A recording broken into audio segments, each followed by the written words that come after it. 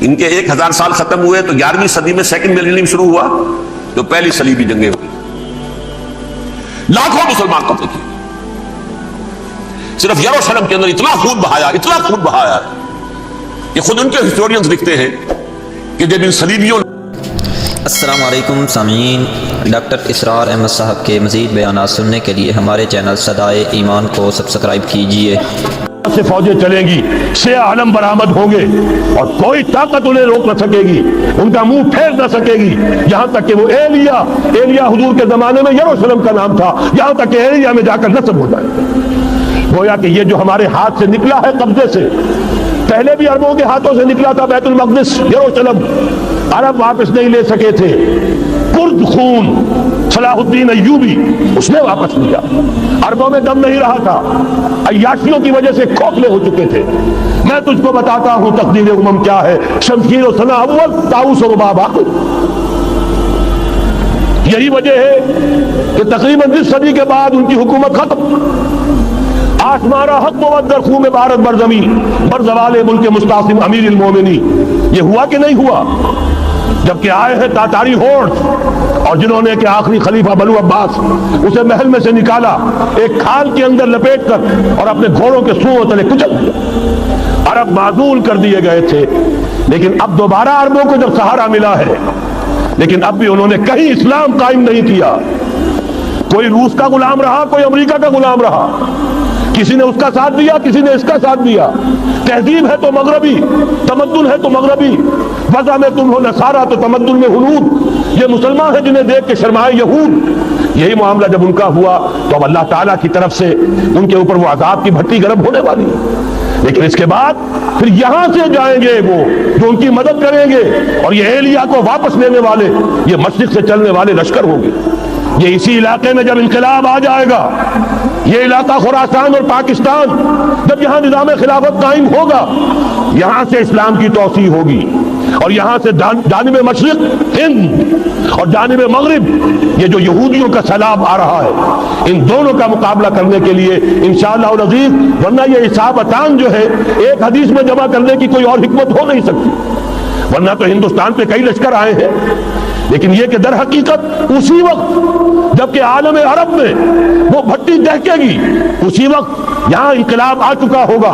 ایک طرف یہاں سے مدد کے لیے لشکر جائیں گے کہ جو مسلمان عرب جو ہے ان کی مدد کریں گے، حضرت مہدی کے جھنڈے تلے لڑیں گے، حضرت مہدی کی حکومت کو مستحکم کریں گے، جو اتبعون للمہدی. دوسری طرف وہ ہندوستان کی طرف پیش قدمی کریں گے، اور یہیں سے جیسے اس وقت سیلاب نکلا تھا جزیرہ نما عرب سے، ایک داہنی طرف ایک بائیں طرف، ایران، افغانستان، ترکستان، ادھر مصر، لیبیا، الجزائر، مراکش، موریتانیہ، اسی طریقے سے انشاءاللہ اسی علاقے سے اس کا آغاز ہوگا اور بات آگے بڑھے گی. تو اثر حاصل کیا ہے؟ یہ ہونا ہے، پچھلے آثار ثابت کر رہے ہیں کہ ہونا ہے، حضور کی احادیث بتا رہی ہے کہ یہیں سے ہونا ہے. ہوا صرف یہ ہے ہم بھٹک گئے، ہمیں اپنی منزل یاد نہ رہی. میں تو بہرحال ان لوگوں میں سے ہوں جنہوں نے نعرے لگائے تھے پاکستان کا مطلب کیا، لا الہ الا اللہ.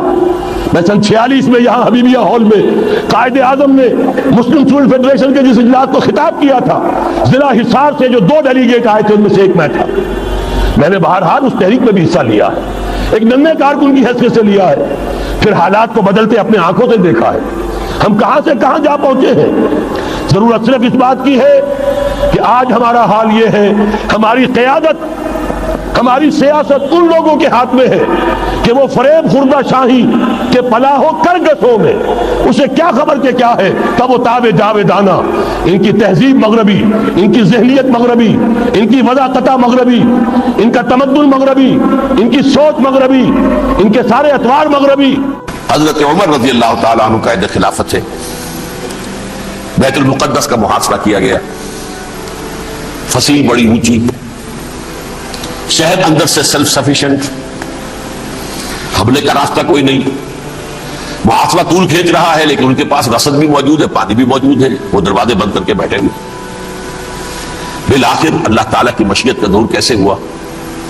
ان کے کچھ علماء آئے فصیل پر، کہا دیکھو مسلمانوں، تم قیامت تک بھی یہاں پڑے رہو گے محاصرہ کر کے، ہمارا یہ شہر فتح نہیں ہوگا. ہاں ایک درویش بادشاہ کے ہاتھوں یہ شہر فتح ہونا ہے، لیکن تمہارے اندر ہمیں وہ نظر نہیں آ رہا۔ ابو عبیدہ بن الجراح رضی اللہ تعالی عنہ امین هذه الامہ، ان کا فوراً ذہن گیا وہ درویش بادشاہ مدینے میں بیٹھا ہوا ہے عمر رضی اللہ تعالی۔ اب ایک اور عمر بھی ہے جو قندھار میں بیٹھا ہے، نقشہ وہی ہے، سادگی کی حد تک نقشہ وہی، بالکل وہی، اپنی آنکھوں سے دیکھا وہی سادگی۔ عمر اول عمر ثانی تھے عمر بن عبد العزیز۔ اب ایک اللہ کے فضل سے اللہ تعالیٰ ایدہ اللہ بنصرتہ، اللہ تعالیٰ ان کی نصرت فرمائے، دشمنوں کو ان کے مقابلے میں نیست و نابود کرے۔ انہوں نے ریکویسٹ بھیج دی کہ حضور تشریف لائیے، یہ شہر فتح ہو جائے گا۔ وہ ہے سفر تاریخی، اتنا طویل سفر، تقریباً 700 میل، ایک اونٹ، ایک خادم، ایک منزل پہ امیر المومنین اوپر بیٹھے، خادم آگے چل رہا ہے، اگلی منزل پہ خادم اوپر بیٹھا ہے، امیر المومنین آگے جا رہا ہے۔ اور جب پہنچے ہیں تو وہ باری تھی خادم کی، انہیں ہاتھ جوڑ دیا، حضور خدا کے لیے تم کیا کہیں گے لوگ، وہ میرا برا حال کر دیں گے، تمہیں شرم نہیں آئی؟ امیر المومنین پیدل آگے چل رہے ہیں، نکیل پکڑ کر، اور تم بیٹھے ہو اوپر براجمان ہو۔ حضرت عمر فرمایا دوڑو دوڑو، نہیں باری تمہاری، بیٹھ۔ اس حال میں پہنچے ہیں، اور پھر یہ کہ ابو عبیدہ بن الجراح آئے ہیں، استقبال کیا ہے تو دیکھا ہے اس حال میں چلے آ رہے ہیں، عمر نکیل پکڑے ہوئے چلے آ رہے ہیں، اور کہتے ہیں کہ کہیں کیچڑ ویچڑ تھا، جوتے خراب ہو گئے تھے، وہ بھی اتار کے ہاتھ میں پکڑے ہوئے، کپڑے تو تھے ہی پھٹے ہوئے۔ انہوں نے کہا کہ حضرت ابو عبیدہ نے، دیکھیے یہ بڑا متمدن ملک ہے، بڑا مہذب علاقہ ہے یہ، آپ ذرا حلیہ اپنا دوست فرما دیں تب جا کے پیش ہم آپ کو کریں گے۔ آپ نے فرمایا نحن قوم اعزنا اللہ بالاسلام، ہم وہ قوم ہیں جنہیں اللہ نے عزت دی ہے اسلام کے ذریعے سے، کپڑوں کے ذریعے سے نہیں، دولت کے ذریعے سے نہیں۔ اسی حال میں گئے ہیں، اوپر سے انہوں نے کھڑے ہو کر نشانیاں دیکھی ہیں، اپنی کتابیں کھولی، ہاں یہ وہی ہے، اچھا لو جی سرنڈر، شہر تمہارے ہاتھ میں۔ خون کا ایک قطرہ نہیں بہا اور بیت المقدس فتح ہو۔ لیکن اس وقت حضرت عمر نے ایک نرمی یہ کی کہ یہودیوں کے لیے بھی اسے اوپن سٹی قرار دے دیا۔ یہ احسان عظیم حضرت عمر کا، اس سے پہلے یہودی آ ہی نہیں سکتا تھا، داخل ہی نہیں ہو سکتا تھا، وہاں وہ آ کر وزٹ نہیں کر سکتا تھا، زیارت نہیں کر سکتا تھا اپنے مقدس مقامات کی۔ حضرت عمر نے یوں سمجھیے کہ تقریباً 550 برس کے بعد ان کے لیے راستہ کھولا ہے کہ ہاں تم آ سکتے ہو، زیارت کر سکتے ہو۔ لیکن یہ عیسائیوں نے لکھوایا معاہدے کے اندر، انہیں یہاں آپ آباد ہونے کی اجازت نہیں دیں گے، لیکن کم وزٹ دی پلیسز، دیکھیں زیارتیں کریں اور جائیں۔ یہ معاہدہ حضرت عمر کا ہے رضی اللہ تعالیٰ، جو پھر خلافت راشدہ کے بعد بنو امیہ نے بھی اس کو آرڈر کیا، بنو عباس نے کیا، پھر جو ہمارے یہ ترکوں میں اندر خلافت آئی تو ترک خلفاء نے بھی اس معاہدے کی پوری پابندی کی۔ فلسطین میں آ سکتے ہیں یہودی، صرف زائرین کی حیثیت سے وہاں آباد نہیں ہو سکتے۔ اب آئیے اگلا دور آیا حضرت عثمان کا دور خلافت۔ یہ ہے وہ وقت کہ اب یہود نے امت مسلمہ کی پیٹھ میں چھڑا ٹھوکا۔ وہ کیسے؟ ایک یہودی عبداللہ ابن سبا اسلام کا لبادہ اوڑھ کر آ گیا، معاشرے کا جائزہ لے لیا، ان میں بنو ہاشم اور بنو امیہ میں جو پرانی کشاکش تھی اس کے کچھ نہ کچھ جراثیم باقی ہیں، اگر ان کو ذرا بھڑکا دے تو مسلمانوں میں انتشار پیدا ہو۔ کہا یہ عثمان کون ہے؟ یہ تو بنو امیہ میں سے ہے، یہ حق تو بنو ہاشم کا ہے، خلافت ان کے پاس ہونی چاہیے، محمد کے تو رشتہ دار وہ ہیں صلی اللہ علیہ وسلم۔ عوام الناس کے اندر بات پھیلنی شروع ہوئی، پھر ایک بڑی سازش کے انداز میں حضرت عثمان کے خلاف پروپیگنڈا، حضرت عثمان کے جو عاملین تھے، گورنر تھے، ان کے خلاف پروپیگنڈا، اور ایسی ہوشیاری کرتے تھے کہ کوفے میں کوفے کے حاکم کے خلاف کچھ نہیں کہنا، اجی مصر میں یہ ہو رہا ہے، اجی شام میں یہ ہو رہا ہے، اجی یہ جو عثمان ہے وہ یہ کر رہا ہے، یہ ظلم ہو رہا ہے، یہ لوٹ مار ہو رہی ہے، یہ خیانتیں ہو رہی ہیں۔ اب نہ تو اس زمانے میں مینز آف کمیونیکیشن، کیسے تصدیق کریں گے؟ افواہیں تو آپ آج کراچی کے اندر شروع ہو جائے تو پتہ نہیں چل سکتا کسی کو کہ کیا اس میں صداقت ہے کیا جھوٹ ہے، اور بری بات جو ہے فطرت انسانی کی کمزوری ہے وہ فوراً قبول کرتا ہے، کسی کے بارے میں اچھی بات ماننے کو تیار نہیں ہوتا لیکن بری بات تو فوراً تیار۔ بہرحال یہ فتنہ انہوں نے اٹھایا، حضرت علی کی الوہیت کا فتنہ اٹھایا، حضرت عثمان کے خلاف الفتنۃ الکبریٰ برپا کیا، حضرت عثمان شہید ہوئے، اس کے بعد 5 برس تک مسلمان ایک دوسرے کی گردنیں کاٹتے رہے۔ باغی خانہ جنگی ہوئی، امت کو وہ زخم لگایا ہے جو آج تک جس سے خون رس رہا ہے۔ یہ شیعان عثمان اور شیعان علی تھے جو بعد میں پھر سنی اور شیعہ ہو، اور آج تک فتنہ کس نے جگایا؟ ایک عبداللہ ابن سبا یہودی اور اس کے کارندے، شیطان کا ایجنٹ، اور انسانوں میں سے بھی اس کے جو بھی حواریین تھے اور شیطانوں کے اندر سے بھی تھے، انہوں نے بھی اس آگ کو بھڑکایا۔ یہ آپ سوچ لیجئے کہ یہ کس نے وہ زخم لگایا؟ یہودی۔ اگلا دور آیا، خلافت راشدہ ختم ہوئی، بنو امیہ کا بھی دور کافی گزر گیا۔ طارق ابن زیاد 712 عیسوی میں حملہ کرتے ہیں اسپین پر۔ اسپین اس وقت عیسائیت کا بہت بڑا گڑھ، بڑے کٹر ترین عیسائی جو ہے وہ اسپین میں تھے، لہذا یہودیوں کی وہاں بہت پٹائی ہوتی تھی، بہت پٹائی ہوئی، میں بتا چکا ہوں، دشمنی تھی چلی آ رہی تھی عیسائیوں کے ہاتھوں یہودیوں کی۔ وہ تو سن 300 عیسوی سے ایمپرر کانسٹنٹائن کے بعد سے شروع ہو گئی تھی۔ اس حوالے سے یہودیوں نے اس وقت چالاکی یہ برتی، کچھ راستے واسطے بتائے، کچھ مدد کی طارق ابن زیاد کی۔ طارق ابن زیاد نے انہیں اپنا محسن سمجھا، ہسپانیہ فتح ہو گیا تو یہودی چونکہ محسنین کی فہرست میں آ چکے تھے، انہیں بہت اقتدار نصیب، بڑی سپورٹ مسلمانوں نے دی۔ ان کے بڑے بڑے علماء نے اسی دور کے اندر پیدا ہوئے، بڑے بڑے تھینکرز ان کے اسی دور میں پیدا ہوئے۔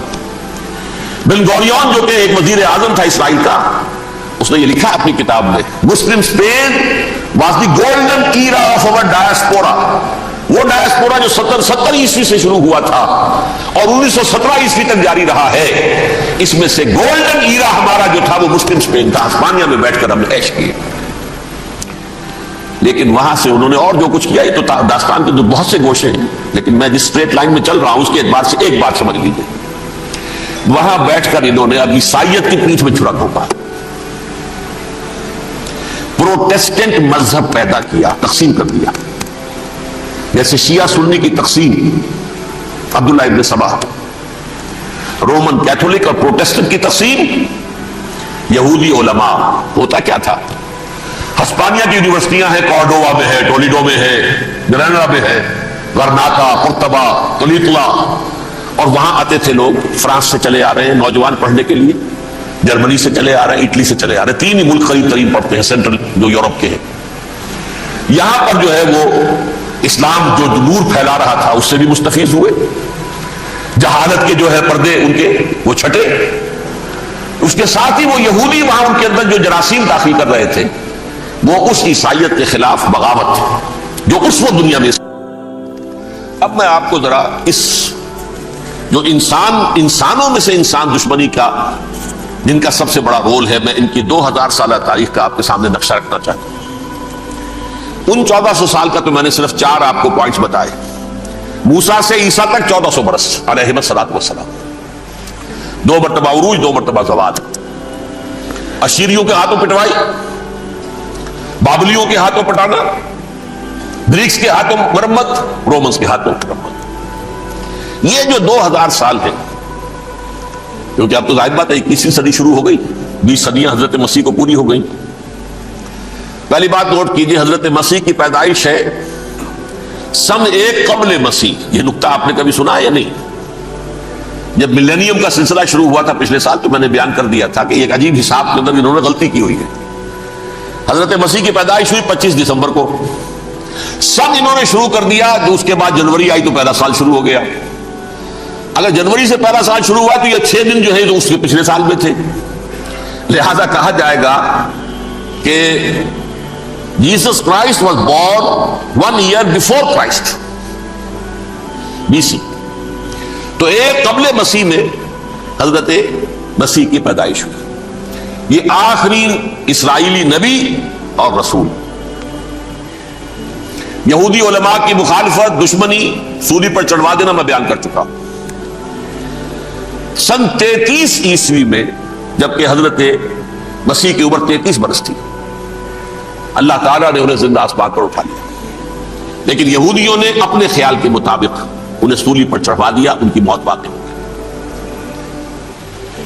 اگرچہ اس کے بعد یہ اختلاف ہے ان میں، یہودی کہتے ہیں وہ سولی پر چڑھ گیا، ختم ہوا، مر گیا، عیسائی کہتے ہیں نہیں، انتقال ہوا ہے مسیح کا صلیب پر، لیکن پھر وہ دوبارہ زندہ ہو گئے ہیں، ان کی لاش ایک غار میں رکھ دی گئی تھی، وہاں ریزریکشن ہو گیا، ان کا باعث بعد الموت وہی ہو گیا، اور پھر انہیں اللہ نے زندہ آسمان پر اٹھا لیا۔ تو ہمارے اور عیسائیوں کے درمیان نوٹ کر لیجئے، یہ چیز مشترک ہے کہ حضرت مسیح آسمان پر زندہ اٹھائے گئے۔ فرق کیا ہے؟ وہ سمجھتے ہیں کہ سولی دیے گئے، سولی پر مرے، پھر زندہ ہوئے، پھر گئے۔ ہم سمجھتے ہیں کہ نہیں، وما صلبوہ وما قتلوہ، انہوں نے نہ صلیب دے سکے انہیں اور نہ انہیں قتل کر سکے، بل رفعہ اللہ الیہ، اللہ نے اٹھا لیا۔ پھر ہمارا اور یہ اس کا عیسائیوں کا ایک اور اتفاق ہے، سیکنڈ کمنگ آف جیسس، حضرت مسیح دوبارہ آئیں گے، یہ عیسائیوں کا بھی عقیدہ ہے اور ہمارا بھی۔ بہرحال تو جیسا کہ میں نے عرض کیا کہ اس وقت یہ عذاب استیصال، عذاب اکبر کے مستحق ہو چکے تھے، لیکن اللہ نے ان کی مدت دراز کی ہے، لیکن ان پر دنیاوی عذاب کا ایک کوڑا جو ہے اللہ تعالیٰ کی طرف سے اسی وقت برسا، دنیاوی عذاب دنیا میں رہتے ہوئے ختم نہیں کیا گیا۔ 37 برس بعد حضرت مسیح کے رفع سماوی کے 37 برس بعد سن 70 میں یہودیوں نے بغاوت کی رومیوں کے خلاف، رومی ٹائٹس جنرل تھا ایک، اس نے پھر جو حملہ کیا ہے، 1,33,000 یہودی ایک دن میں قتل کیا یروشلم میں، اور ہیکل سلیمانی گرا دیا۔ وہ ہیکل پہلے بھی گرا تھا، پہلے 1400 سال کے دوران میں بھی نبوکڈنضر نے گرایا تھا، لیکن پھر اس کے 150 سال بعد انہوں نے دوبارہ بنا لیا تھا، اس لیے وہ اسے سیکنڈ ٹیمپل کہتے ہیں۔ پہلا ٹیمپل جو حضرت سلیمان نے بنایا تھا، نبوکڈنضر نے گرا دیا 587 قبل مسیح میں، پھر دوبارہ انہوں نے 150 سال کے بعد بنا لیا۔ وہ اس تاریخ کا حصہ ہے، میں نے جس کے بارے میں آپ کو تفصیل نہیں بتائی۔ اس میں یہ ہوا سن 70 میں وہ گرا دیا گیا، وہ آج تک گرا پڑا ہوا ہے۔ نمبر 2 یہ کہہ دیا گیا کہ یہودیوں اس ارض فلسطین سے نکل جاؤ، تم یہاں نہیں رہ سکتے اب۔ لہذا جس کا جہاں سینگ سمایا چلا گیا، یورپ میں چلے گئے، ایشیا میں آ گئے، عرب میں آ گئے یہ 3 قبیلے جو رات بھی میں نے عرض کیا تھا، بنو قینقاع، بنو نذیر اور بنو قریظہ، یہ وہاں سے آ کے مدینے میں آباد ہو گئے، جس کا جہاں سینگ سمایا، افریقہ میں، ہندوستان میں، جہاں چلے گئے۔ ڈایاسپورا اسے کہتے ہیں، وہ آپ نوٹ کر لیجیے اس لفظ، ڈایاسپورا، ہمارا دور انتشار، جبکہ ہمیں ہماری اصل سرزمین تو فلسطین ہے، حضرت ابراہیم کا مسکن، حضرت اسحاق، حضرت یعقوب کا مسکن فلسطین، یہ ہے ہماری اصل جاگیر، یہ تو ہماری جدوی پشتی جاگیر ہے، لیکن یہاں سے نکال دیے گئے سن 70 عیسوی میں، اور وہاں سے لے کے 1917 تک ان کا ڈایاسپورا جاری رہا۔ یہ دور انتشار ہے۔ اس دور انتشار کے چند حصے ہیں جس کو میں چاہتا ہوں کہ آپ علیحدہ علیحدہ سمجھ لیں۔ دور انتشار کا جو پہلا جو ہے تقریباً 300 برس، رومی حکمران تھے، وہ یہودیوں کے بھی دشمن تھے اور عیسائیوں کے بھی دشمن تھے، عیسائی اور یہودی ایک دوسرے کے بھی دشمن تھے، لیکن رومی سمجھتے تھے کہ یہ ایک ہی تھیلی کے چٹے بٹے ہیں۔ رومیوں کے نزدیک عیسائی بھی یہودیوں ہی کا ایک فرقہ تھے، کوئی علیحدہ مذہب تو تھا ہی نہیں۔ لہذا رومی جو ہیں رومنز، وہ ان دونوں کو ستاتے تھے، مارتے تھے، اور یہ آپس میں لڑتے تھے، یہودی عیسائیوں کو مارتے تھے، عیسائی یہودیوں کو مارتے تھے۔ یہ ہے 300 برس تک کی تاریخ۔ سن 300 عیسوی میں کیا ہوا؟ ایک معجزہ ہو گیا۔ بہت عظیم ایمپرر کانسٹینٹائن، قسطنطین اعظم، رومن ایمپررز میں سے بہت بڑا ایمپرر، وہ عیسائی ہو گیا۔ اب تو معاملہ بالکل تلپٹ ہو گیا، پوری سلطنت عیسائی ہو گئی۔ اب عیسائیوں کے عیش ہو گئے اور یہودیوں پہ مار پڑنی شروع ہوئی۔ اب عیسائیوں کا آپ خود سوچئے کہ جنہیں وہ خدا بنا بیٹھے ہیں، خدا کا بیٹا قرار دے رہے ہیں، ان کے قاتل کون؟ یہودی، بدماش۔ لہذا ان کی وہ پٹائی شروع ہوئی ہے یورپ میں، پوری رومن امپائر میں، انہیں ذلیل کیا گیا، شہروں میں آمد بند، علیحدہ رہو، گھیٹوز کے اندر رہو۔ یہودی کا نام جو ہے وہ گالی بن گیا، جیسے آج بھی یہودی گالی کہتے ہیں، جیسے خنزیر کا لفظ، آخر وہ بھی اللہ کی مخلوق ہے، لیکن آپ کو معلوم ہے کوئی شخص زبان پہ نام نہیں لانا چاہتا خنزیر کا، سور کا، ہے تو مخلوق، وہ بھی ایک حیوان ہے۔ ایسے ہی یہ ہے یہودی گالی، جھوٹ گالی۔ لہذا ایک طرف تو ان دونوں کے درمیان دشمنی، جس کو قرآن کہتا ہے وَأَغْرَيْنَا بَيْنَهُمُ الْعَدَاوَةَ وَالْبَغْضَاءَ، ہم نے ان کے مابین دشمنی جو ہے پیدا کر دی۔ اور جب یہ پوری سلطنت عیسائی ہو گئی تو قافیہ تنگ ہو گیا یہودیوں کا، اب آئیے 571 عیسوی، یعنی جبکہ ڈائسپورا کو کتنا عرصہ ہو چکا تھا؟ 500 برس۔ سن 70 سے شروع ہوا ڈائسپورا، جب ٹائٹس نے گرایا ہے ہیکل کو اور نکال باہر کیا انہیں فلسطین سے، بھاگ جاؤ یہاں ایک یہودی بھی نہیں رہے گا، فلسطین سے نکال دیے۔ اس کے پورے 500 برس بعد سن 571 عیسوی میں حضور کی پیدائش ہوئی، ولادت باسعادت محمد رسول اللہ صلی اللہ علیہ وسلم۔ 610 میں آپ پر وحی کا آغاز ہوا، لیکن حضور کے ساتھ ان کا معاملہ کیا رہا؟ اول تو جبکہ حضور ابھی مکے ہی میں تھے، یہودیوں نے ریشہ دوانیاں شروع کر دی حضور کے خلاف۔ قریش مکہ کو سکھاتے تھے، پڑھاتے تھے، ان سے یہ پوچھو، ان سے یہ پوچھو، یہ اس طرح تنگ کرو، ان سے یہ امتحان لو، یہ آپ کے علم میں۔ سورہ بنی اسرائیل میں، سورہ کہف میں وہ سوالات، جو امتحانی سوالات آئے تھے، ذوالقرنین کون تھا، اصحاب کہف کون تھے، تم رسول بنے پھرتے ہو تو بتاؤ، اور یہ روح کی حقیقت کیا بتاؤ، یہ ساری ریشہ دوانیاں کر رہے تھے بیٹھے ہوئے ابھی وہیں پر، حضور ابھی پہنچے بھی نہیں۔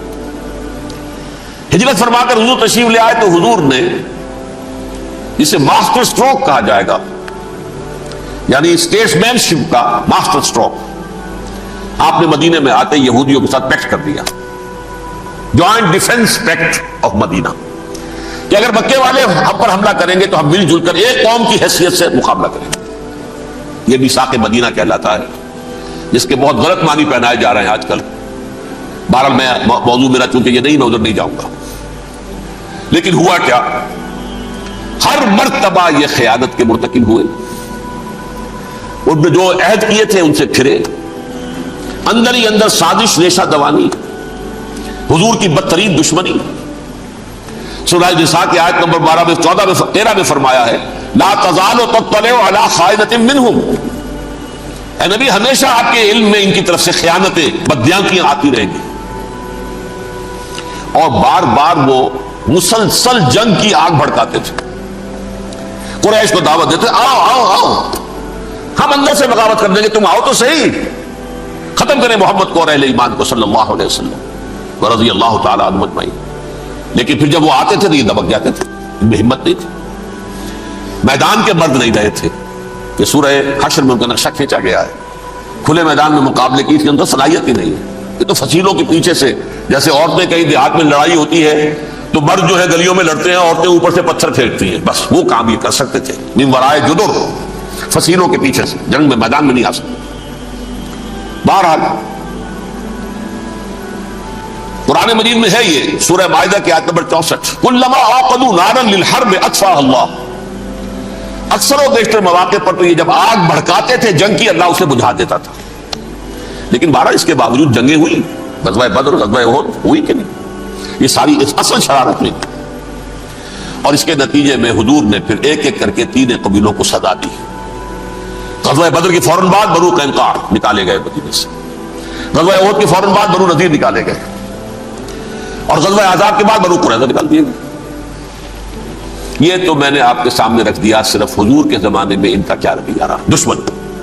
رات بھی ہم نے وہ آیت پڑھی تھی، لَتَجِدَنَّ أَشَدَّ النَّاسِ عَدَاوَةً لِلَّذِينَ آمَنُوا الْيَهُودُ وَالَّذِينَ أَشْرَكُوا، اہل ایمان کی دشمنی میں شدید ترین تم پاؤ گے یہودیوں کو اور مشرکین، مشرکین بھی بعد میں ہے، پہلے یہودی۔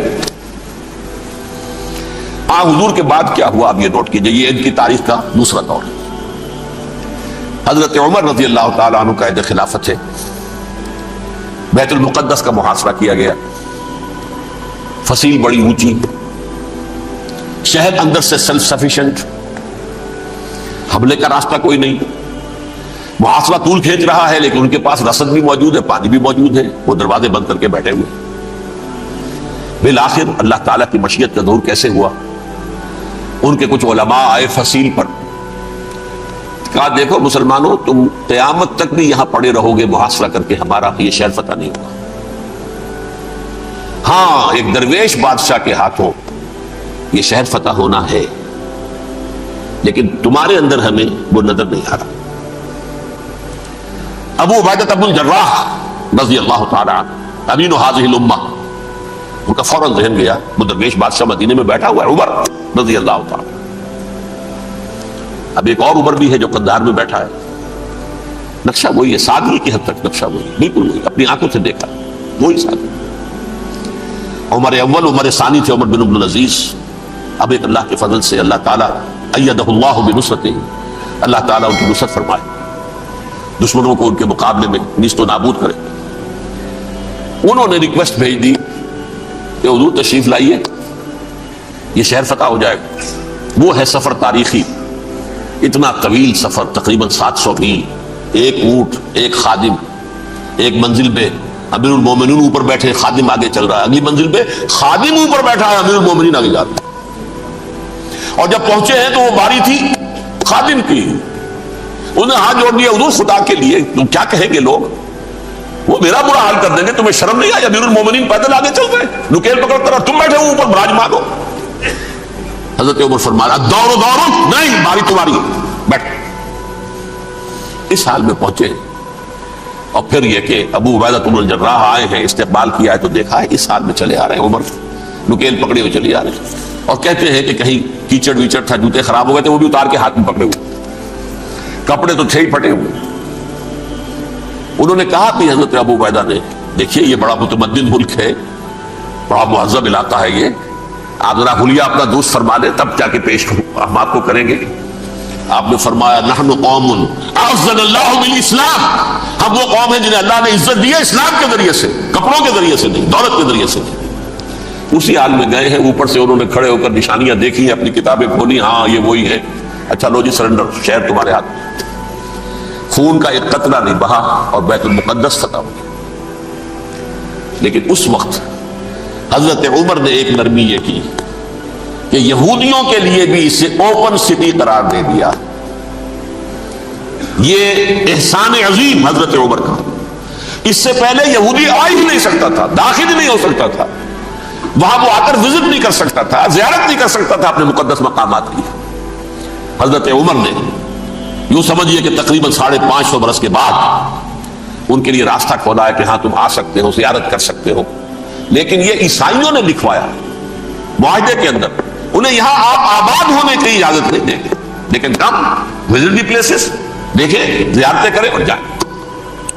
یہ معاہدہ حضرت عمر کا ہے رضی اللہ تعالیٰ، جو پھر خلافت راشدہ کے بعد بنو امیہ نے بھی اس کو آرڈر کیا، بنو عباس نے کیا، پھر جو ہمارے یہ ترکوں میں اندر خلافت آئی تو ترک خلفاء نے بھی اس معاہدے کی پوری پابندی کی۔ فلسطین میں آ سکتے ہیں یہودی، صرف زائرین کی حیثیت سے، وہاں آباد نہیں ہو سکتے۔ اب آئیے اگلا دور آیا حضرت عثمان کا دور خلافت۔ یہ ہے وہ وقت کہ اب یہود نے امت مسلمہ کی پیٹھ میں چھرا گھونپا۔ وہ کیسے؟ ایک یہودی عبداللہ ابن سبا اسلام کا لبادہ اوڑھ کر آ گیا، معاشرے کا جائزہ لے لیا، ان میں بنو ہاشم اور بنو امیہ میں جو پرانی کشاکش تھی اس کے کچھ نہ کچھ جراثیم باقی ہیں، اگر ان کو ذرا بھڑکا دے تو مسلمانوں میں انتشار پیدا ہوتا ہے۔ کہا یہ عثمان کون ہے؟ یہ تو بنو امیہ میں سے ہے، یہ حق تو بنو ہاشم کا ہے، خلافت ان کے پاس ہونی چاہیے، محمد کے تو رشتہ دار وہ ہے صلی اللہ علیہ وسلم۔ عوام الناس کے اندر بات پھیلنی شروع ہوئی، پھر ایک بڑی سازش کے انداز میں حضرت عثمان کے خلاف پروپیگنڈا، حضرت عثمان کے جو عاملین تھے، گورنر تھے، ان کے خلاف پروپیگنڈا، اور ایسی ہوشیاری کرتے تھے کہ کوفے میں کوفے کے حاکم کے خلاف کچھ نہیں کہنا، اجی مصر میں یہ ہو رہا ہے، اجی شام میں یہ ہو رہا ہے، اجی یہ جو عثمان ہے وہ یہ کر رہا ہے، یہ ظلم ہو رہا ہے، یہ لوٹ مار ہو رہی ہے، یہ خیانتیں ہو رہی ہیں۔ اب نہ تو اس زمانے میں مینز آف کمیونیکیشن، کیسے تصدیق کریں؟ افواہیں تو آپ آج کراچی کے اندر شروع ہو جائے تو پتہ نہیں چل سکتا کسی کو کہ کیا اس میں صداقت ہے کیا جھوٹ ہے، اور بری بات جو ہے فطرت انسانی کی کمزوری ہے وہ فوراً قبول کرتا ہے، کسی کے بارے میں اچھی بات ماننے کو تیار نہیں ہوتا، لیکن بری بات تو فوراً تیار۔ بہرحال یہ فتنہ انہوں نے اٹھایا، حضرت علی کی الوہیت کا فتنہ اٹھایا، حضرت عثمان کے خلاف الفتنۃ الکبریٰ برپا کیا، حضرت عثمان شہید ہوئے۔ اس کے بعد 5 برس تک مسلمان ایک دوسرے کی گردنیں کاٹتے رہے، باغی خانہ جنگی ہوئی، امت کو وہ زخم لگایا ہے جو آج تک جس سے خون رس رہا ہے۔ یہ شیعان عثمان اور شیعان علی تھے جو بعد میں پھر سنی اور شیعہ ہو، اور آج تک فتنہ کس نے جگایا؟ ایک عبداللہ ابن سبا یہودی اور اس کے کارندے، شیطان کا ایجنٹ، اور انسانوں میں سے بھی اس کے جو بھی حواریین تھے اور شیطانوں کے اندر سے بھی انہوں نے بھی اس آگ کو بھڑکایا. یہ آپ سوچ لیجئے کہ یہ کس نے وہ زخم لگایا؟ یہودی. اگلا دور آیا، خلافت راشدہ ختم ہوئی، بنو امیہ کا بھی دور کافی گزر گیا. طارق ابن زیاد 712 عیسوی میں حملہ کرتے ہیں اسپین پر. اسپین اس وقت عیسائیت کا بہت بڑا گڑھ، بڑے کٹر ترین عیسائی جو ہے وہ اسپین میں تھے. لہذا یہودیوں کی وہاں بہت پٹائی ہوتی تھی، بہت پٹائی ہوئی. میں بتا چکا ہوں، دشمنی تھی ان کی تو چلی آ رہی تھی عیسائیوں کے ہاتھوں یہودیوں کی. وہ تو سن 300 عیسوی سے ایمپرر کانسٹنٹائن کے بعد سے شروع ہو گئی تھی. اس حوالے سے یہودیوں نے اس وقت چالاکی یہ برتی، کچھ راستے واسطے بتائے، کچھ مدد کی طارق ابن زیاد کی. طارق ابن زیاد نے انہیں اپنا محسن سمجھا. ہسپانیہ فتح ہو گیا تو یہودی چونکہ محسنین کی فہرست میں آ چکے تھے، انہیں بہت اقتدار نصیب، بڑی سپورٹ مسلمانوں نے دی. ان کے بڑے بڑے علماء جو اسی دور کے اندر پیدا ہوئے، بڑے بڑے تھنکرز ان کے اسی دور میں پیدا ہوئے. بن گوریون جو کہ ایک وزیر اعظم تھا اسرائیل کا، اس نے یہ لکھا ہے اپنی کتاب میں، Muslim Spain was the golden era of our diaspora.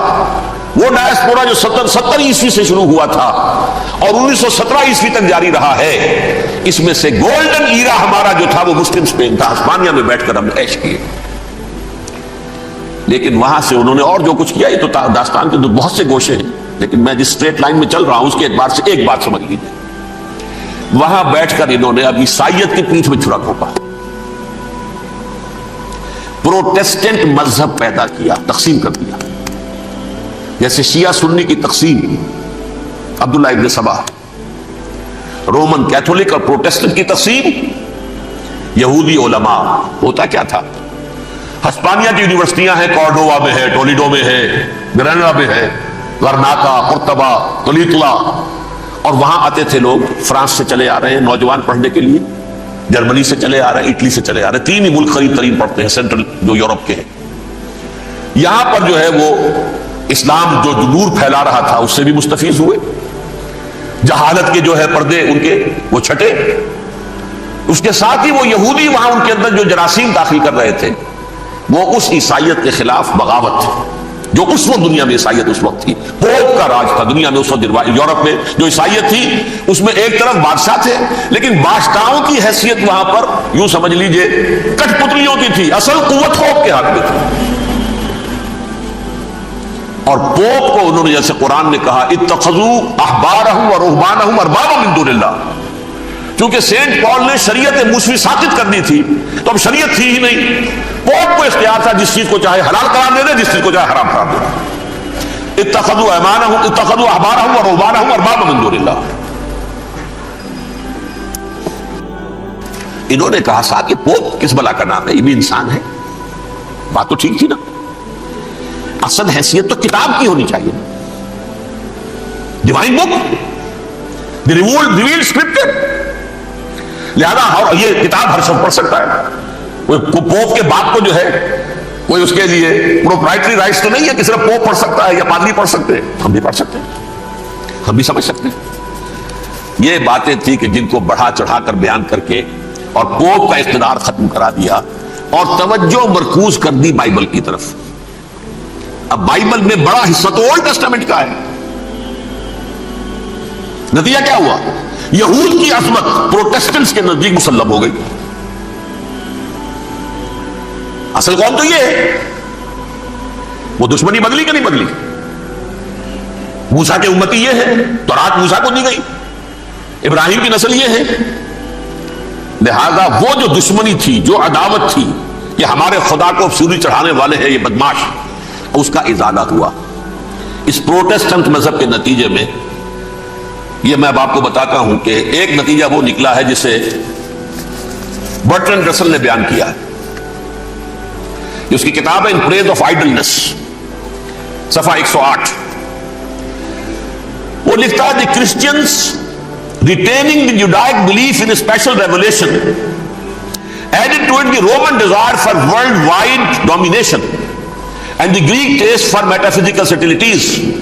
The combination produced the most fiercely persecuting religion that the world has yet known. یہ 3 چیزیں آ کر عیسائیت میں مل گئی. ایک تو جب یہ اولڈ ٹیسٹمنٹ جو ہے وہ ان کے ہاتھ میں آ گئی، اور اس کے میں کچھ آپ کو بتا دیتا ہوں کہ اولڈ ٹیسٹمنٹ کی تعلیمات، کیونکہ یہ اولڈ ٹیسٹمنٹ جو ہے یہ محرف تھی، اصل تورات تو گم ہو گئی تھی 587 قبل مسیح میں، جب پہلی مرتبہ ہیکل جو ہے تباہ ہوا ہے اس وقت ختم ہو گئی تھی۔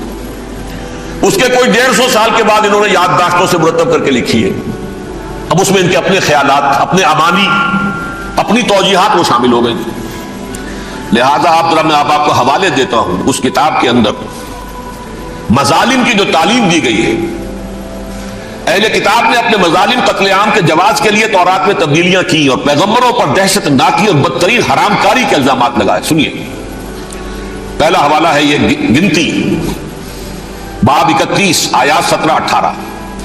اس لیے ان بچوں میں جتنے لڑکے ہیں سب کو مار ڈالو، اور جتنی عورتیں مرد کا منہ دیکھ چکی ہیں ان کو بھی قتل کر ڈالو، لیکن ان لڑکیوں کو جو مرد سے واقف نہیں اور اچھوتی ہیں اپنے لیے زندہ رکھو۔ یہ کسی اللہ کی کتاب کا یہ جملہ ہو سکتا ہے؟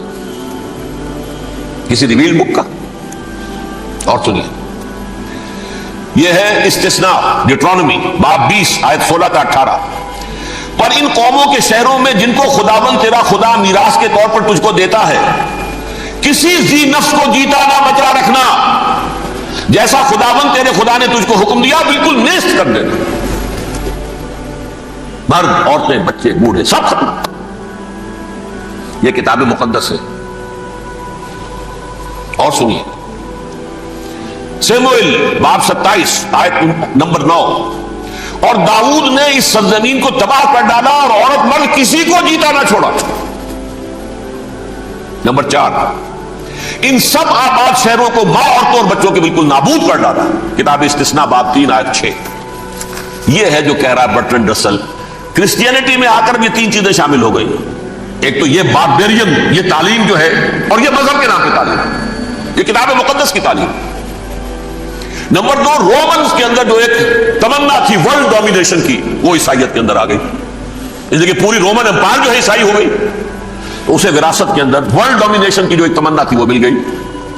اور پھر یہ کہ انہوں نے جو توہمات تھے یونانیوں کے، ان کو بھی اپنے ہاں مختلف شکلوں کے اندر جمع کر لیا۔ ان 3 چیزوں کا the combination produced the most fiercely persecuting religion that the world has yet known. اس کے نتیجے میں دنیا میں تاریخ انسانیت کے اندر جو بدترین خوخار ترین مذہب ہو سکتا ہے وہ شکل عیسائیت نے اختیار کی۔ اور اس کا مظہر عتم کیا تھا؟ نوٹ کیجیے، صلیبی جنگیں۔ ایک بات ٹائم ٹیبل کے اعتبار سے نوٹ کر لیجیے گا، فرسٹ ملینیم ختم ہوا، سیکنڈ شروع ہوا۔ ان کے 1000 سال ختم ہوئے تو 11ویں صدی میں سیکنڈ ملینیم شروع ہوا، تو پہلی صلیبی جنگیں ہوئی، لاکھوں مسلمان قتل کیے۔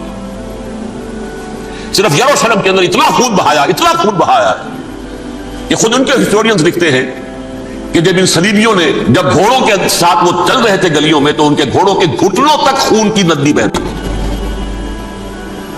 جہاں سے گزرے ختم کرتے چلے گئے، آبادیاں کی آبادیاں ختم ہوئی۔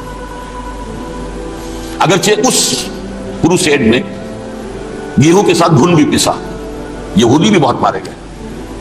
یہ فرانس سے، جرمنی سے جب یہ کروسیڈرز آ رہے تھے، 3000 میل کا سفر طے کر کے آئے تھے۔ سوچئے تو صحیح، اربن ثانی پوپ جو تھا، آگ لگا دی تھی اس نے پورے یورپ کے اندر، شرم سے ڈوب مرو، تمہارے مقدس علاقے مسلمانوں کے ہاتھ میں، انفیڈلز، یہ کافر، یہ مرتد، یہ ملحد۔ مسیح جہاں پیدا ہوا، مسیح کو جہاں سولی دی گئی، وہ کہاں ہے؟ ان کے ہاتھ میں۔ وہ آگ لگائی ہے، 3000 میل کا فاصلہ طے کر کے یہ نوٹ پہ آئی ہے۔ السلام علیکم سامعین، ڈاکٹر اسرار احمد صاحب کے مزید بیانات سننے کے لیے ہمارے چینل صدائے ایمان کو سبسکرائب کیجیے۔